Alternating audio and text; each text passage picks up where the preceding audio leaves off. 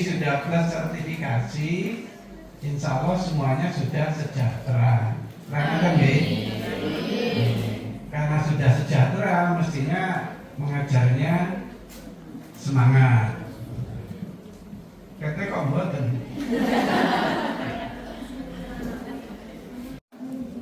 Pak Mati, saya ini sudah terkenal karena dulu beliau itu dari SMA 1 Sragen, kemudian pengen jadi dosen dan sekarang sudah jadi dosen.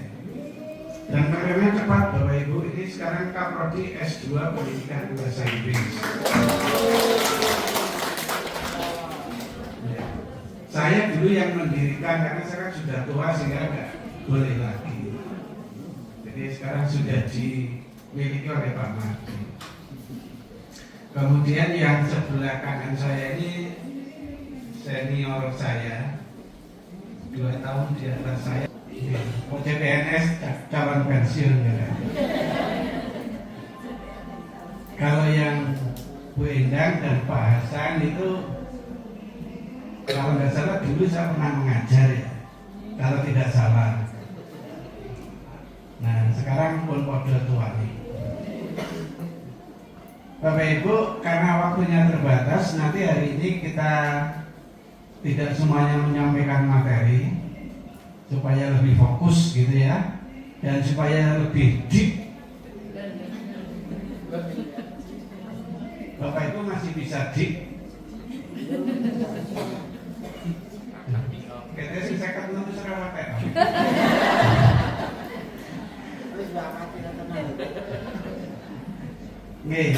Nah, kemungkinan Bapak Ibu sudah melakukan deep learning.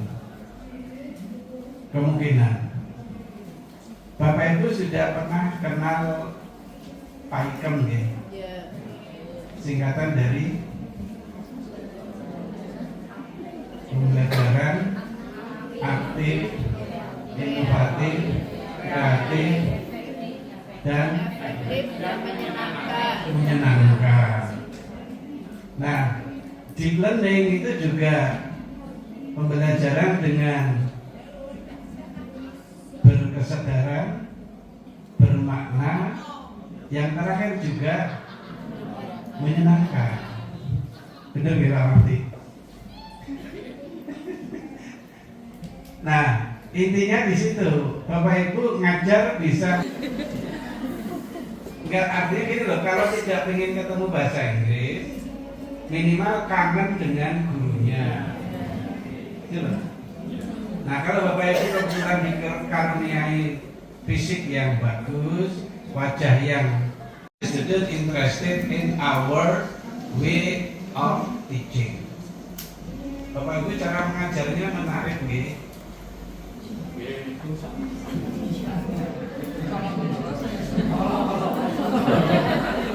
Boten, ngeten.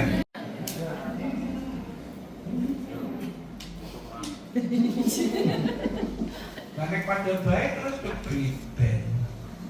diberi sertifikasi dan tidak sama kan berarti kan kurang. Nah, hari ini itu one of the teaching method, one of the teaching way atau one of the teaching principle yang akan kita pelajari adalah deep learning. Bapak Ibu sudah pernah mendapatkan pelatihan tentang deep learning?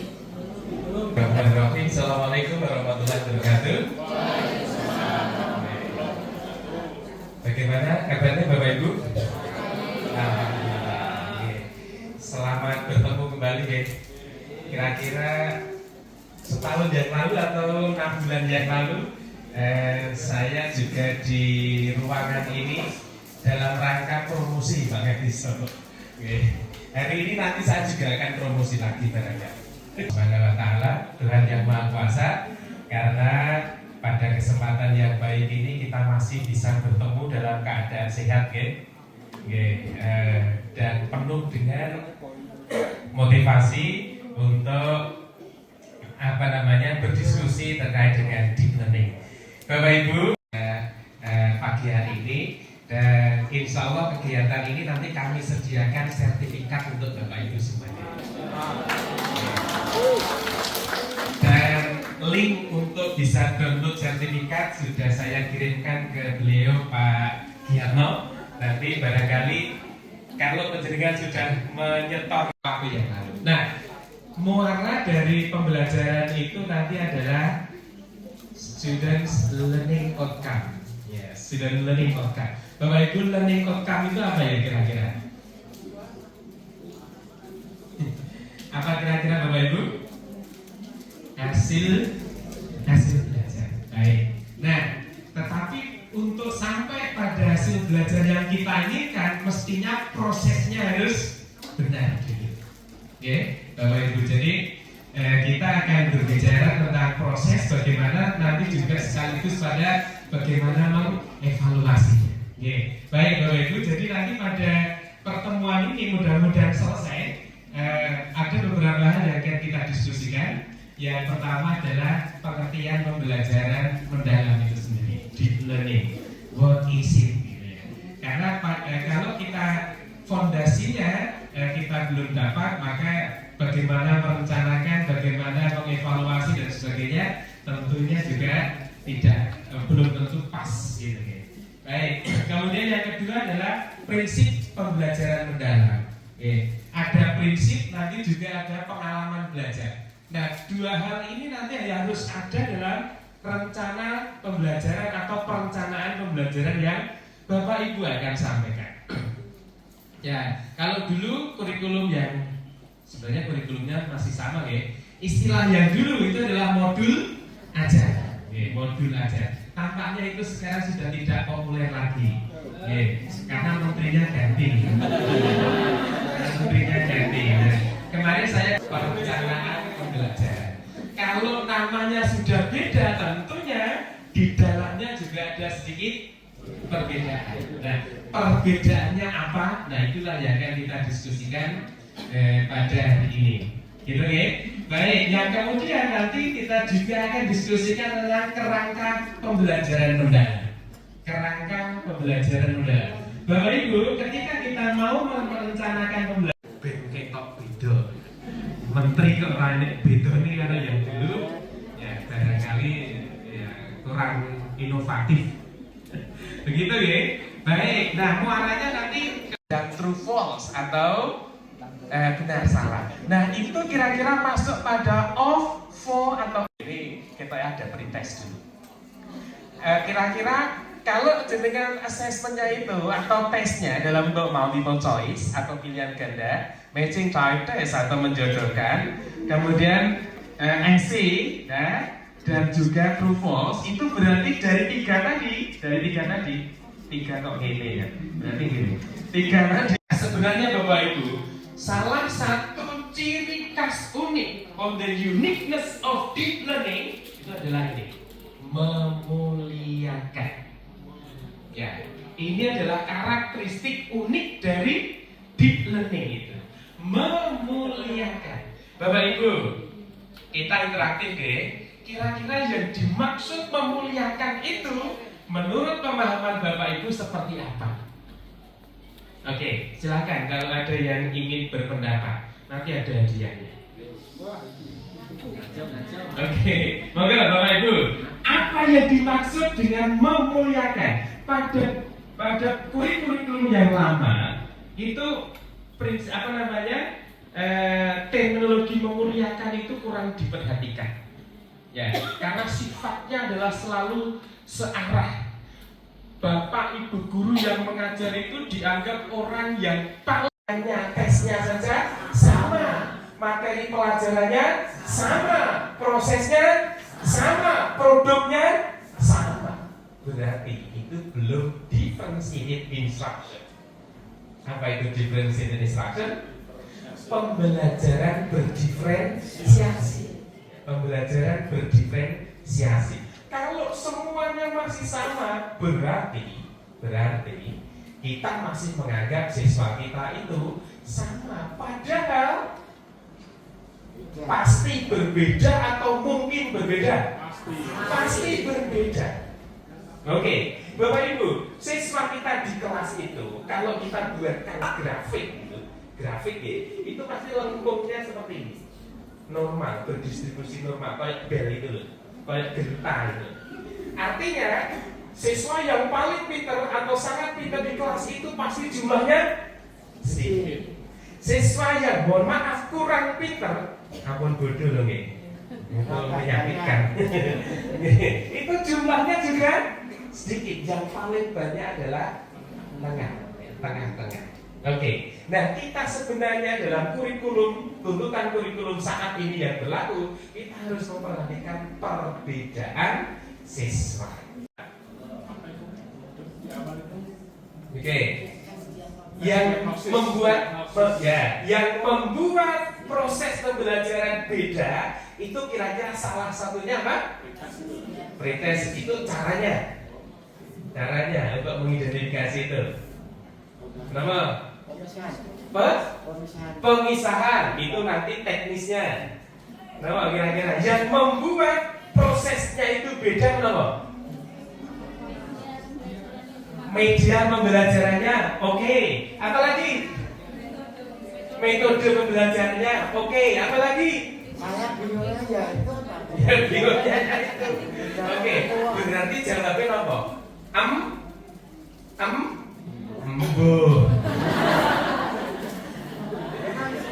Betul, Bapak Ibu. Ya tadi ya kalau kita berbicara tentang differentiated instruction, pembelajaran yang berdiferensiasi, artinya kan different itu kan beda, oke? Nah, yang membedakan itu salah satunya adalah gaya belajar. Kenapa Bapak Ibu? Gaya belajar, learning style. Oke, Bapak Ibu, kira-kira ada berapa gaya belajar? 8 atau 9? 9 atau 8? Bukan dua-duanya. Berapa? 3. Ya, 3. Paling tidak 3. Walaupun ada yang menyatakan 4. Yang pertama apa? Auditory. Auditory itu berarti siswa akan lebih baik belajar dengan cara mendengarkan. Oke. Yang kedua apa? Visual. Berarti siswa akan lebih baik belajar dengan cara melihat. Yang ketiga apa? Kinestetik. Maksudnya siswa akan lebih baik dalam belajar ketika melibatkan aktivitas fisik. Melibatkan aktivitas fisik. Nah, 3 gaya belajar tadi bagaimana mengetahuinya?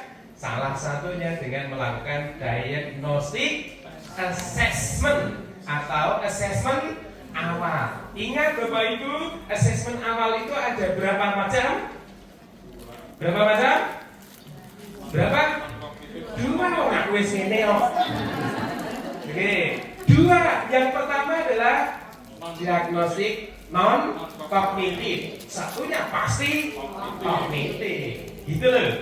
Kalau jenengan mau mengetahui pengetahuan awal siswa melalui assessment awal atau diagnostic assessment, itu berarti kognitif.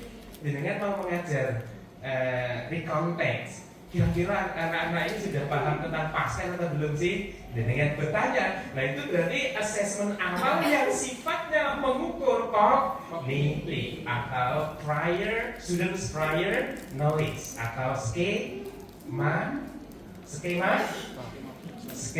belajar atau skema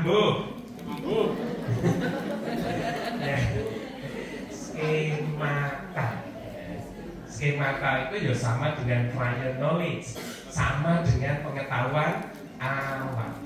Ngono lho. Iki cilik-cilik iso to. Stomata. Baik. Nah, tapi kalau jenengan mau mengidentifikasi motivasi belajar siswa, kemudian gaya belajar dan lain sebagainya termasuk student self confidence, itu berarti assessment non kognitif. Kata nggih? Sampai di sini ada yang mau disampaikan atau ditanyakan dulu? Belum? Lanjut dulu. Baik, terima kasih. Kembali ke memuliakan. Bapak Ibu, apa yang dimaksud memuliakan? Oke, Berarti memuliakan itu, memuliakan, kalau saya memuliakan orang tua, berarti saya harus memahami, oleh memberikan hormat, atau oleh lo ya, menghargai,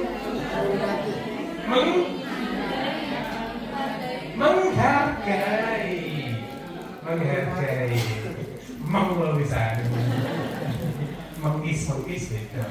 Oke, menghargai. Siapa yang harus dihargai? Siswanya. Ya, siswanya. Nanti kita lihat pada slide berikutnya. Baik, Bapak Ibu. Jadi pembelajaran mendalam itu adalah pembelajaran yang memuliakan. Memuliakan siapa? Siswa. Nah, kemudian dilalui melalui proses ini, ya, proses 3 hal. Kalau saya singkat, BBM.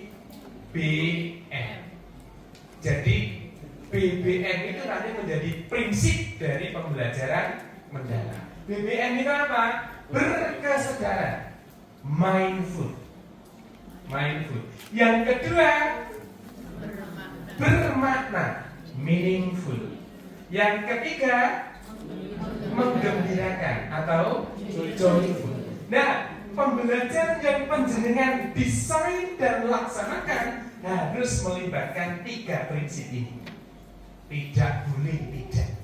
Nek jenengan mengajar kok menerangkan 3 hal ini, berarti pembelajarannya belum mendalam. Masih cetik berarti rodok jeruk cetik cetek. Nek jeruk banget, jeruk. Gitu. Jadi proses pembelajaran yang jenengan laksanakan nanti harus menerapkan 3 prinsip ini: mindful, meaningful, joyful. Kalau dalam bahasa kita biar lebih mudah mengingatnya, disingkat BBM. Berkesadaran, bermakna, menyenangkan.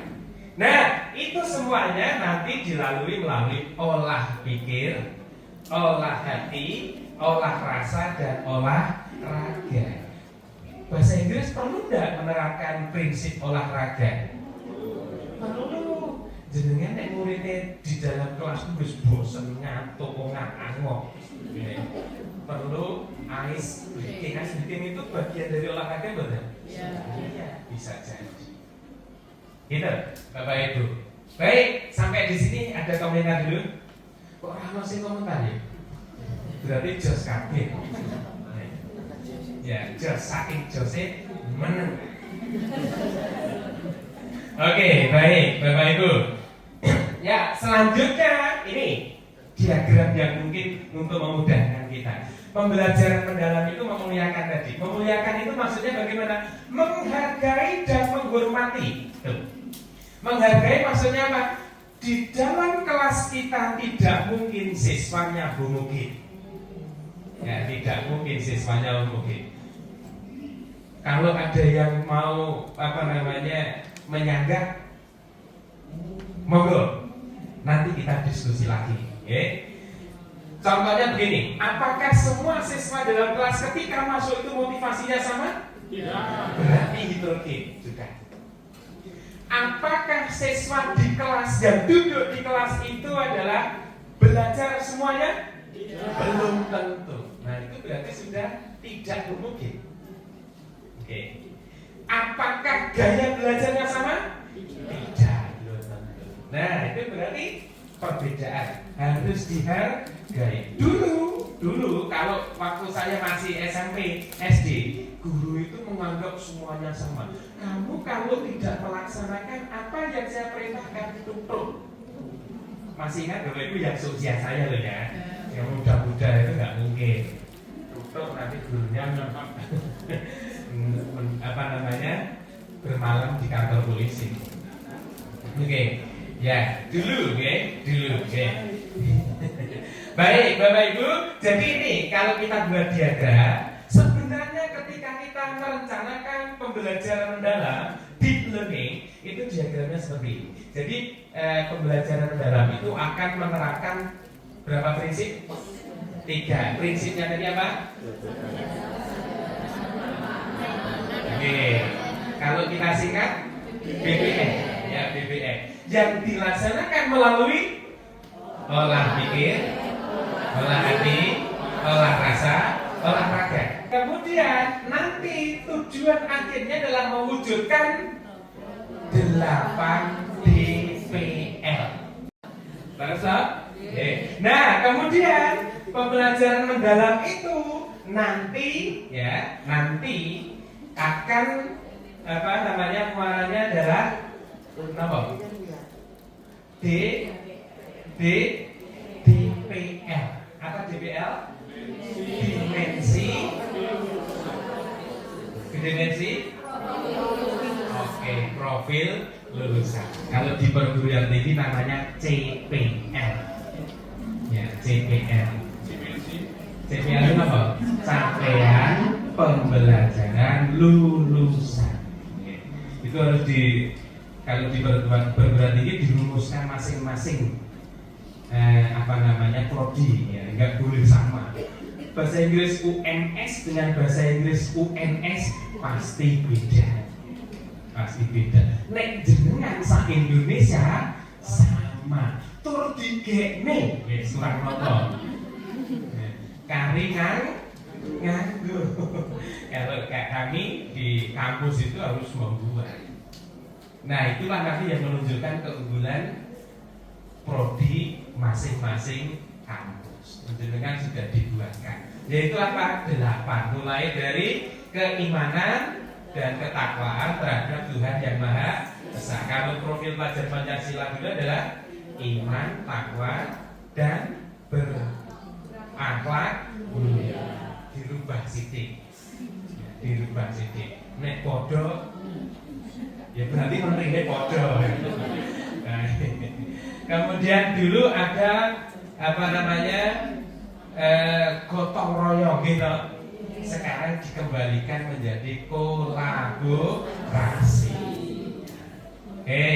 Kemudian dulu ada istilah benalar kritis. Saiki rada padha jenenge ya penalaran kritis.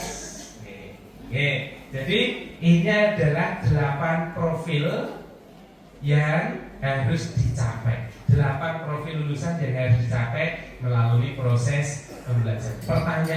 Pertanyaannya, Bapak Ibu, dalam satu proses pembelajaran, apakah 8-8-nya harus dicapai? Ya atau tidak? Tidak, tidak. Nek 8-8-nya jenengan capai dalam satu pertemuan, berarti jenengan hebat. Yang mospek tadi, kalau siswa nilainya jelek, yang paling mudah guru menyalahkan siswa gitu. Salah 3 kali, masih salah, menyalahkan yang menciptakan siswa.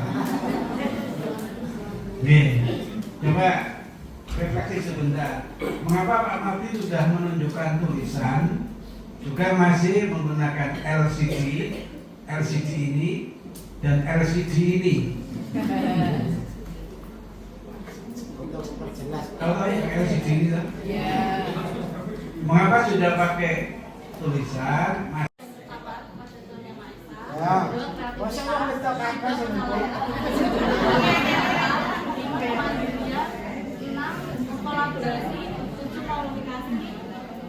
Disconnected.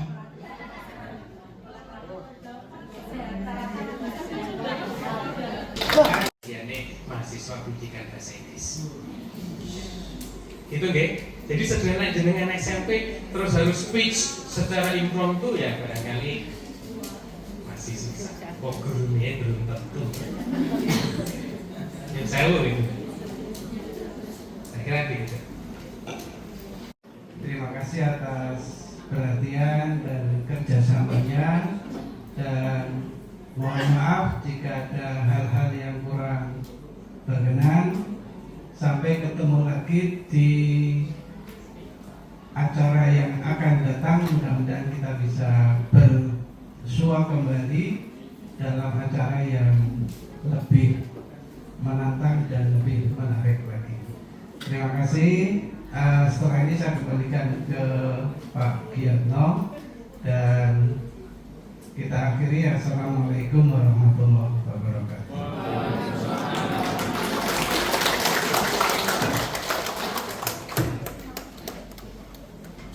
Ada Pak Bupati, Pak Desa dan tim yang telah memberikan ilmunya pada Bapak Ibu semua, pengalamannya juga yang penting buat kami, maksudnya saya adalah refleksinya. Bagaimana Bapak Ibu nanti kita senantiasa berefleksi sehingga hari ke hari, bulan ke bulan, tahun ke tahun itu tidak stuck, tapi selalu ada perkembangan dan proses belajar dan perbaikan. Itu kami dari panitia dan juga Bapak Ibu peserta mengucapkan terima kasih sebanyak-banyaknya. Mohon maaf apabila ada hal yang tidak berkenan. Untuk sesi terakhir adalah foto bersama sekalian.